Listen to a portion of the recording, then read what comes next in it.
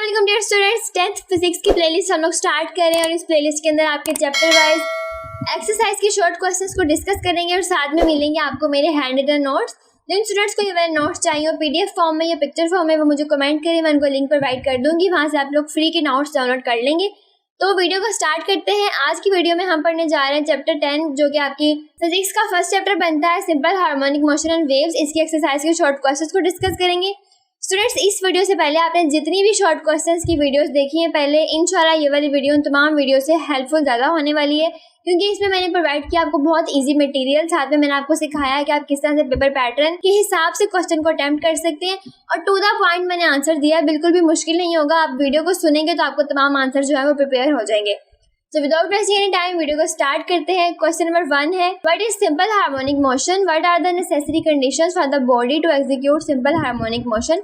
Simple harmonic motion क्या होता है उसके बारे में हमने बताना है। हमने बताना है कि कौन सी कंडीशंस होती हैं जिनमें एक body simple harmonic motion possess करती है। इसके अंदर आप लोग अपनी अगर बुक को फॉलो करें तो ही बेस्ट होता है। तो बुक में जो सी डेफिनेशन दी गई है आप वो वाली भी ऐड कर सकते हैं कि सिंपल हार्मोनिक मोशन जो है ऐसा मोशन होता है जिसके अंदर एक्सेलरेशन डायरेक्टली प्रोपोर्शनल होती है डिस्प्लेसमेंट की, और जो डिस्प्लेसमेंट होती है वो हमेशा मीन पोजीशन की तरफ ही डायरेक्टेड होती है।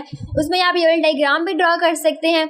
इसमें क्या थी, एक बॉडी थी और स्प्रिंग था, और जब बॉडी ने डिस्प्लेसमेंट को कवर किया तो बॉडी वापस अपनी मीन पोजीशन की तरफ ही मुड़ गई। तो this is called simple harmonic motion. इसको हम लोग टू एंड फ्रो मोशन भी कहते हैं with respect to mean position. एक यहाँ पे भी डेफिनेशन लिखी है, आपको जो इजी लिखती है आप वो वाली कर सकते हैं। It occurs when the net force is proportional to the displacement, कि जब जो फोर्स है वो डिस्प्लेसमेंट के डायरेक्टली प्रोपोर्शनल हो, मतलब वही बात कि एक्सेलरेशन और डिस्प्लेसमेंट एक दूसरे के डायरेक्टली प्रोपोर्शनल हो, और जो बॉडी ने डिस्प्लेसमेंट कवर की है वो हमेशा मीन पोजीशन की तरफ ही डायरेक्टेड हो। हमेशा बॉडी डिस्प्लेसमेंट के बाद अपनी मीन पोजीशन की तरफ वापस जाए तो उसको हम लोग कहते हैं सिंपल हार्मोनिक मोशन। और फिर नेक्स्ट आती है conditions for simple harmonic motion.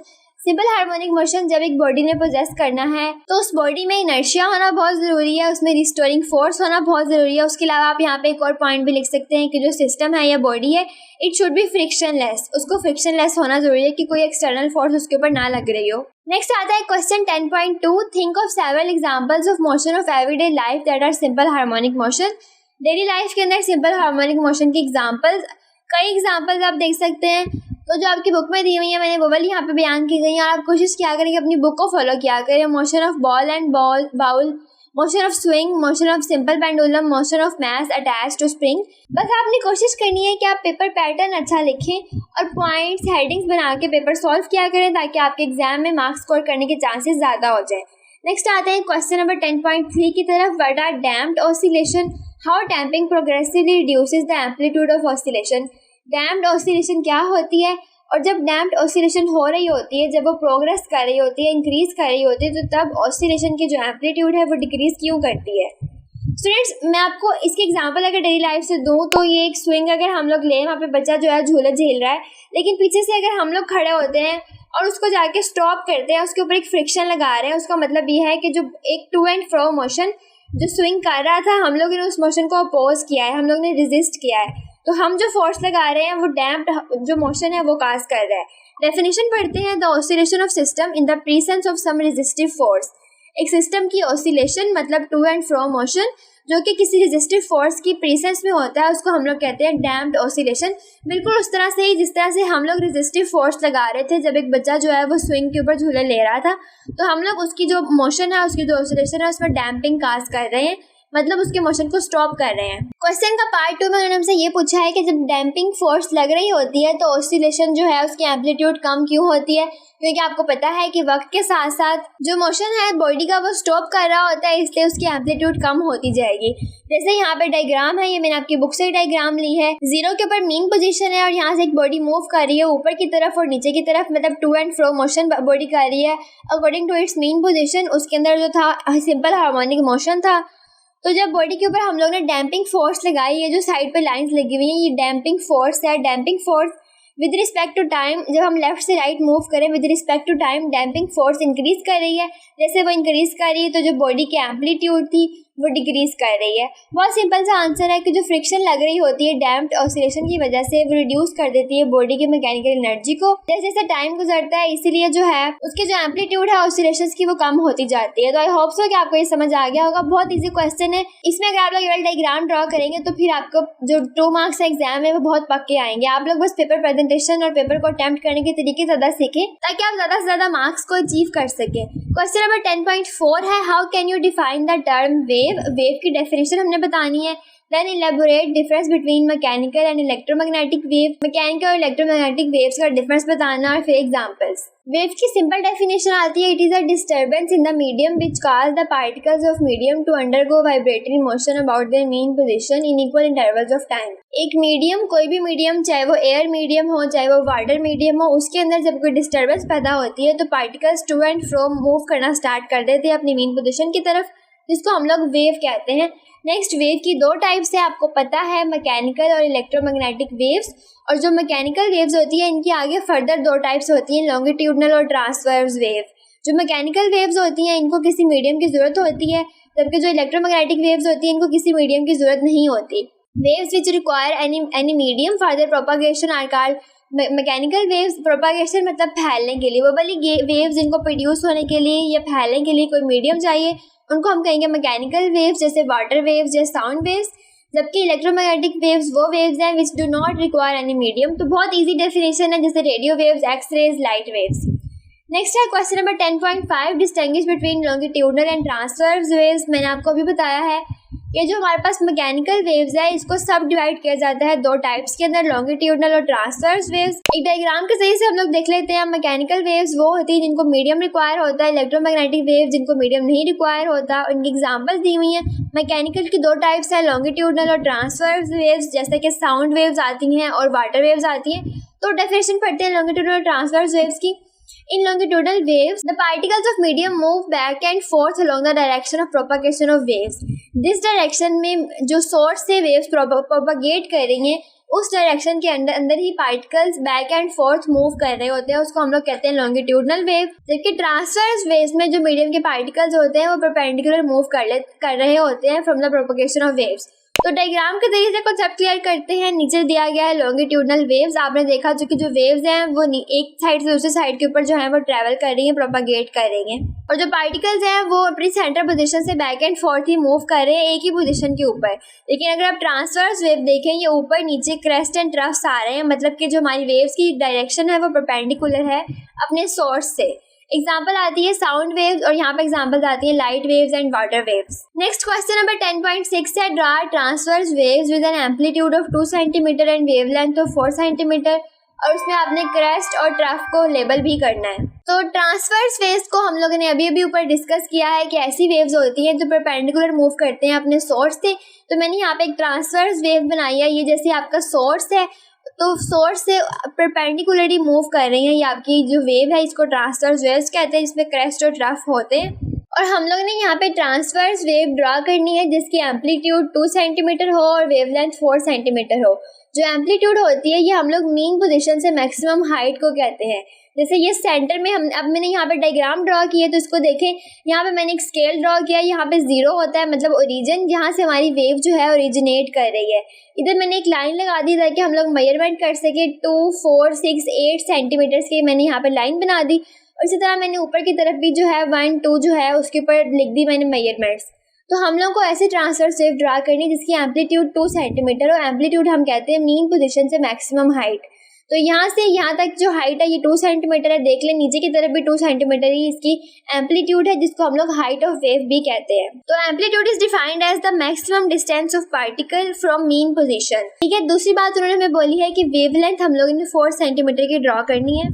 2 consecutive crest और 2 कंसेक्यूटिव ट्रफ के दरमियान में जो डिस्टेंस होता है उसको हम लोग वेवलेंथ कहते हैं। जैसे ये वाली क्रेस्ट और ये वाली क्रेस्ट दोनों आसपास क्रेस्ट है, इन दोनों के दरमियान का जो डिफरेंस है ये 4 सेंटीमीटर होना चाहिए, मतलब वेवलेंथ 4 सेंटीमीटर होनी चाहिए। सिमिलरली नीचे भी अगर आप देखें तो 2 जो कंसेक्यूटिव बिल्कुल साथ साथ वाली ट्रफ है उनके दरमियान जो डिफरेंस है वो भी 4 सेंटीमीटर होना चाहिए। तो मैंने यहाँ पे एक वेव ड्रॉ करी है, तो इधर से लेके इधर तक का जो वेव है हम लोग अगर इसको देखें तो इसके अंदर जो एम्पलीट्यूड है 2 सेंटीमीटर है और जो इसके अंदर वेवलेंथ है वो 4 सेंटीमीटर है। और क्रेस्ट और ट्रफ का आपको पता है कि वेव की जो ऊपर की तरफ बेंडिंग्स होती है उनको हम लोग क्रेस्ट कहते हैं और जो नीचे की तरफ बेंडिंग्स होती है उनको हम लोग ट्रफ कहते हैं। नेक्स्ट मूव करते हैं क्वेश्चन 10.7 की तरफ। Derive a relation between velocity, frequency and wavelength of a wave. Write the formula relating velocity of the wave to its time period and wavelength. हम लोगों ने एक इक्वेशन बतानी है जो कि वेलोसिटी, फ्रीक्वेंसी और वेवलेंथ का रिलेशन देती है। तो हमारे पास जो रिलेशन है वो ये वाला होता है, v = f लैम्डा, जो कि वेलोसिटी, फ्रीक्वेंसी और वेवलेंथ का रिलेशन दे रही है। लेकिन इस रिलेशन को हम डिराइव कैसे करते हैं आपकी बुक में एक सेपरेट टॉपिक है और ये बहुत इंपॉर्टेंट टॉपिक है, आपके पास पेपर के हिसाब से भी आपने इसको अच्छे से प्रिपेयर करना है। The relation between velocity, frequency and wavelength और wave is given as v = d/t, कि जो वेलोसिटी होती है वो डिस्प्लेसमेंट और टाइम के बराबर होती है। Velocity is the rate of change of displacement. अब यहाँ पे जो t हमारे पास होता है ये कैपिटल T के बराबर होता है और जो हमारे पास d है जो डिस्प्लेसमेंट है इसको हम लोग वेवलेंथ कहते हैं। अगर हम वेव्स की टर्म में इसको डिस्कस करें तो हम लोग t की जगह पे कैपिटल T जो कि टाइम पीरियड होता है वेवलेंथ का, और जो लैम्डा है वेवलेंथ, ये हम लोग d की जगह पे पुट कर देंगे तो हमारे पास इक्वेशन ऐसे आ जाएगी। तो ये वाली इक्वेशन जो है ये हमें बता रही है वेवलेंथ, स्पीड ऑफ वेव और टाइम पीरियड के दरमियान में जो रिलेशन है उसको। फिर हमें पता है कि टाइम पीरियड जो है ये फ्रीक्वेंसी के इन्वर्सली प्रोपोर्शनल होता है। तो मैंने यहाँ पे t की जगह पे ये वाला t का जो फार्मूला था मैंने वो उसको पुट कर दिया और f जो था ये जब ऊपर जाएगा तो जाके यहाँ पे मल्टीप्लाई हो जाएगा, v = f lambda, equation derive हो जाएगी। This is called wave equation. Next आता है हमारे पास question 10.8। Waves are the means of energy transfer without transfer of matter. Waves जो है वो एनर्जी को ट्रांसफर करती हैं, मैटर को ट्रांसफर किए बगैर। इसको आप लोगों ने एक एक्सपेरिमेंट से जस्टिफाई करना है। बहुत सिंपल एक्सपेरिमेंट है, आपकी बुक में दिया हुआ है। तो एक्सपेरिमेंट के अंदर ये वाली डायग्राम भी ड्रॉ हुई हुई है, आपने इसको खुद से ड्रॉ कर देना है। एक टैंक पहले आपने ड्रॉ करना है, उसके अंदर हमने एक पेंसिल हमें चाहिए और एक हमें कॉर्क चाहिए। कॉर्क जो है हम लोग लकड़ी की पीस को कहते हैं। टैंक में वाटर फिल हमने करना है एक टब के अंदर और फिर हम लोगों ने उसके अंदर एक पेंसिल को डिप करना है, जैसे यहाँ पे डिप कर रहे हैं। जब हम पेंसिल को डिप करेंगे तो यहाँ से वेव्स जनरेट होंगी। जब जो वेव्स ट्रैवल करेंगी इस तरफ को तो जो कॉर्क है ये ऊपर नीचे मूव करेगी लेकिन कॉर्क आगे की तरफ नहीं जाएगी। तो इस एक्सपेरिमेंट से हम कह सकते हैं कि वेव्स एनर्जी को ट्रांसफर करती हैं लेकिन मैटर को ट्रांसफर नहीं करती। मतलब वेव्स की एनर्जी सिर्फ मैटर तक पहुंचती है और मैटर सिर्फ ऊपर नीचे मूव करेगा लेकिन वो आगे की तरफ नहीं जाएगा। तो ये एक्सपेरिमेंट पढ़ लेते हैं। Dip a pencil in the tub of water. Water के टब के अंदर एक पेंसिल को डिप करें। जब हम पेंसिल को डिप करेंगे तो डिस्टर्बेंस प्रोड्यूस होगी। तो डिस्टर्बेंस प्रोड्यूस होने से वहाँ पे प्रोडक्शन ऑफ वेव्स हो जाएंगी। जब वेव्स प्रोड्यूस होंगी तो वो अपने सोर्स, मतलब कि जो पेंसिल उनका सोर्स था उससे आउटवर्ड मूव करेंगी पानी की तरफ। नाउ प्लेस अ कॉर्क। अब हम लोग ने एक कॉर्क रख देनी है। ये लाइन आप कट भी कर सकते हैं। नाउ प्लेस अ कॉर्क नियर डिस्टर्बेंस, ये वर्ड आप कर लें। अब डिस्टर्बेंस के पास हम लोग ने एक कॉर्क रखनी है और जब हम लोग देखेंगे कि जब वो वाली वेव जो है वो ट्रैवल करेंगी और कॉर्क तक पहुंचेगी तो जो कॉर्क के अंदर डिस्टर्बेंस प्रोड्यूस होगी तो कॉर्क अप एंड डाउन जो है मूव करेगा। ये लाइन इंपॉर्टेंट है, बाकी आप अपनी वर्डिंग में भी कर सकते हैं इसको। और वेव जो है उससे आउटवर्ड ट्रैवल कर लेंगी। अब जो कॉर्क है वो सिर्फ वाइब्रेट करेगा अपनी मेन पोजीशन के ऊपर नीचे, लेकिन वो वेव के साथ ट्रैवल नहीं करेगा। इस बात का मतलब ये है कि अगर हम लोग वेव के रास्ते के अंदर कोई मैटर रख दें, कोई सॉलिड, लिक्विड, गैस, कोई चीज़ रख दें तो वो मैटर के अंदर अपनी जो एनर्जी है उसको सिर्फ ट्रांसफ़र करेगी लेकिन उस मैटर को आगे नहीं ट्रांसफ़र करेगी। चलते हैं क्वेश्चन नंबर 10.9 की तरफ। Explain the following properties of waves with reference to ripple tank experiment. Ripple tank experiment का आप लोगों ने यहाँ पे बताना है और उसमें से रिफ्लेक्शन, रिफ्रैक्शन और डिफ्रैक्शन हमने 3 चीज़ें पढ़नी है। स्टूडेंट्स, रिपल टैंक के बारे में आप लोगों ने चैप्टर में पढ़ा होगा कि रिपल टैंक ऐसी डिवाइस है जिसके ज़रिए से हम लोग पानी के अंदर वेव्स को प्रोड्यूस करते हैं और उन वेव्स की प्रॉपर्टीज़ या कैरेक्टरिस्टिक्स को स्टडी करते हैं। रिपल टैंक की अगर हम लोग डायग्राम को डिस्कस करें तो इसके अंदर इसके अपेरेटस में एक रेक्टेंगुलर ट्रे होती है। उस ट्रे की जो बॉटम है वो ग्लास से बनी हुई होती है और उस ट्रे को हम लोग ने मतलब टेबल के ऊपर रखा हुआ होता है और उसके अंदर एक वाइब्रेटर लगाया जाता है या एक पैडल, ताकि वेव्स को प्रोड्यूस कराया जा सके। जो वाइब्रेटर है वो एक तरह की मोटर है जो कि ऑसिलेटरी मोटर कहलाती है, जो कि वाटर के अंदर वेव्स को प्रोड्यूस कराती है। तो जैसे ही हम लोगों ने अपने वाटर के अंदर वेव्स को प्रोड्यूस कराना होता है तो हम उस रिपल टैंक को ऑन करते हैं तो रिपल टैंक हमारे पानी के अंदर वेव्स को प्रोड्यूस करना शुरू कर देता है। उसके अलावा इसके अंदर एक इलेक्ट्रिक बल्ब हम लोगों ने लटकाया हुआ होता है। जो बल्ब जो है जो वेव्स की इमेजेस होती हैं उनको स्टडी करता है, उनको ऑब्जर्व करता है और उस ट्रे के नीचे एक वेव पैटर्न हमें नजर आ रहा होता है। उस बल्ब की हेल्प से, उस पैटर्न के जरिए से हम लोग वेव्स की जो डायरेक्शन है उनको स्टडी करते हैं यूजिंग अ रिपल टैग। तो अब हम यही वाला एक्सपेरिमेंट करेंगे और हम लोग इसके अंदर रिफ्लेक्शन और डिफ्रैक्शन जो है इनको पढ़ेंगे। पहले आ जाता है रिफ्लेक्शन की तरफ। When waves moving in one medium fall on the surface of another medium, अगर एक मीडियम में वेव्स ट्रेवल कर रही हैं और वो अगले मीडियम में जाती हैं, गिरती हैं, तो वो बाउंस बैक करती हैं अपने पहले मीडियम की तरफ, such that the angle of incidence is equal to angle of reflection. इस तरह के एंगल ऑफ इंसिडेंट जो है वो एंगल ऑफ रिफ्लेक्शन के बराबर होता है। तो यहाँ पे डायग्राम में हम देखते हैं, यहाँ पे हमारे पास एक मीडियम है, फर्ज कर लें एक गिलास यहाँ पे पड़ा हुआ है, इसमें एक रे आती है, इंसिडेंट रे टकराती है यहाँ पे आके इसको और सेम एंगल पे मुड़ जाती है, जिसको हम लोग रिफ्लेक्टेड रे कहते हैं। जो सा एंगल इंसिडेंट रे यहाँ पे बना रही है उसको हम लोग इंसिडेंट एंगल कहते हैं, और जो रिफ्लेक्टेड रे बना रही होती है उसको हम लोग रिफ्लेक्टिव एंगल कहते हैं। और अगर हम इसके ऊपर 90 का एंगल ड्रॉ करें, नॉर्मल रे लें, तो इस तरह से होता है कि जो उसका आने का एंगल है, मतलब इंसिडेंट एंगल जो है उसके रिफ्लेक्टेड एंगल के बराबर होता है, तो इसको हम लोग रिफ्लेक्शन कहते हैं। अब हम लोग पढ़ते हैं रिपल टैंक के अंदर। इसके अंदर हम लोग एक बैरियर को रखेंगे अपने रिपल टैंक के अंदर, वो बैरियर जिससे टकरा के हमारी वेव्स जो है रिफ्लेक्ट करें। फिर हम लोग स्विच करेंगे वाइब्रेटर को ऑन। जैसे ही हम लोग वाइब्रेटर को ऑन करेंगे हमारे रिपल टैंक के अंदर वेव्स प्रोड्यूस होना शुरू हो जाएंगी। फिर उसके अंदर जब वाटर रेज आके जाएंगी, जैसे ये सबने यहाँ पे रिपल टैंक के अंदर हम लोगों ने ये वाला बैरियर रखा है और यहाँ से वाटर की वेव्स आ रही हैं, तो वो यहाँ से रिफ्लेक्ट कर जाएंगी।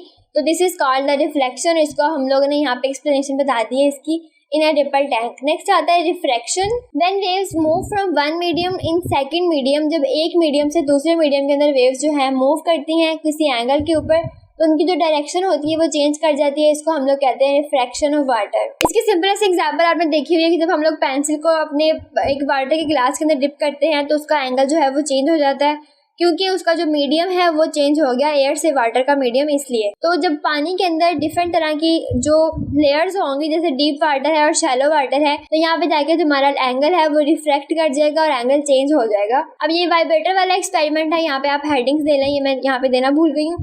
फर्स्ट पॉइंट पे हम लोगों ने वाइब्रेटर को ऑन करना है और वेव्स को प्रोड्यूस करना शुरू करना है। फिर हम लोगों ने उसमें होने वाली जो रिफ्रैक्शन है उसको ऑब्जर्व करना है। और किस तरह ऑब्जर्व करना है कि जो डीप और शैलो वाटर उसमें हमने रखा हुआ है उसके अंदर एक एंगल बनेगा, जो कि एंगल जिस एंगल से वो बेंड कर रही है, जैसे यहाँ डायग्राम में बताया हुआ है। ये वाला डायग्राम आपकी बुक में भी दी गई है। अगर आप डायग्राम्स ड्रॉ करते हैं पेपर के अंदर तो वो ज़्यादा अट्रैक्टिव लगती हैं, तो आप डायग्राम्स लाजमी ड्रॉ किया करें जहाँ पे इसकी जरूरत हो। तो जो चेंज इन डायरेक्शन होगी उसको हम लोग रिफ्रैक्शन का नाम दे देंगे। थर्ड पॉइंट आता है डिफ्रैक्शन। डिफ्रैक्शन हम कहते हैं बेंडिंग ऑफ वेव्स को around sharp edges of obstacle.